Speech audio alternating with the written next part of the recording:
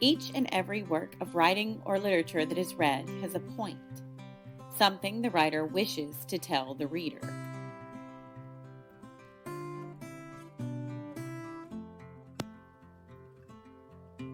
In elementary school or when reading informational text, we sometimes call this the main idea.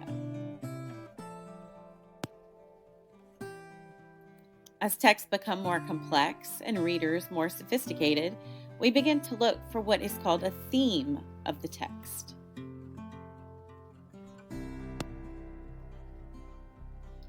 Theme can be defined as a recurring and unifying idea in a work of literature, poetry, or art.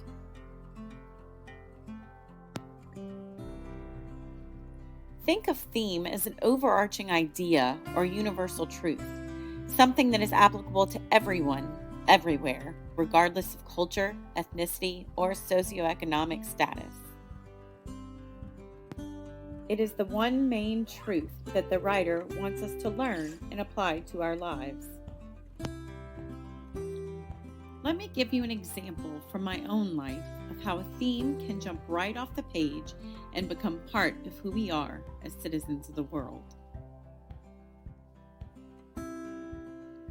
A couple of years ago, I was a new teacher, feeling stressed, harried, and fully overwhelmed with life.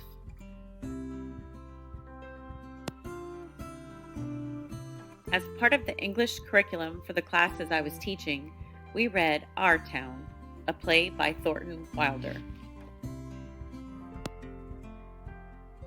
The play, set on a stage with no set to speak of and very few props, includes the audience in the story of small town life in rural New Hampshire at the turn of the 20th century. It follows two families, the Gibbs and Webbs families, and chronicles their family lives and relationships, especially those of the two children, Emily Webb and George Gibbs. Set in 3 acts over 12 years, the play momentarily freezes time to focus in on 3 certainties of life during this time period: daily life, love and marriage, and death or dying.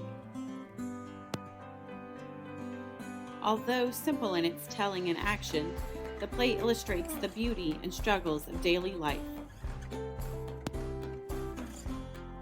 In Act 3, the play culminates with Emily, in the graveyard after having died during childbirth, begging the stage manager to let her relive a single day in her life.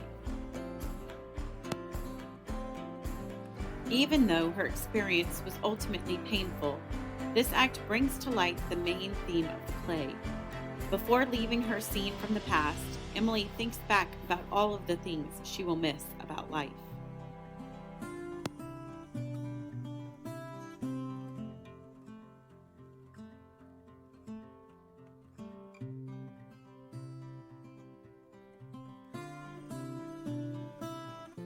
She ends by asking, "Do any human beings ever realize life while they live it?"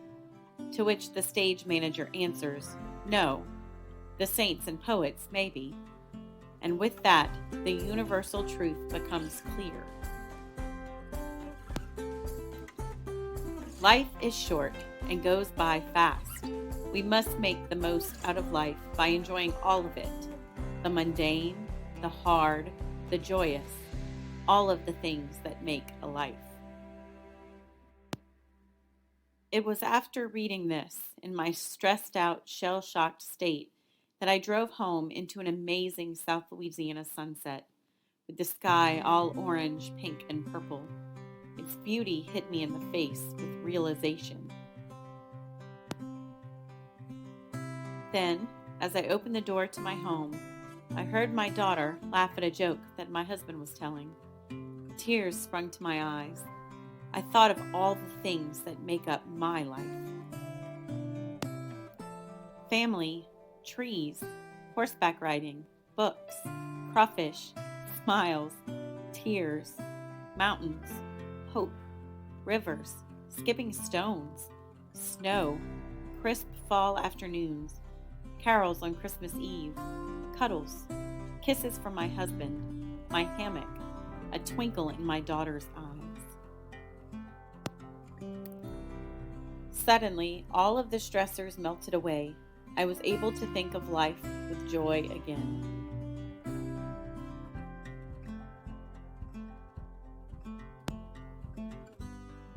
I may not be a saint or a poet, but I have the words of saints and poets at my fingertips with every book that I read.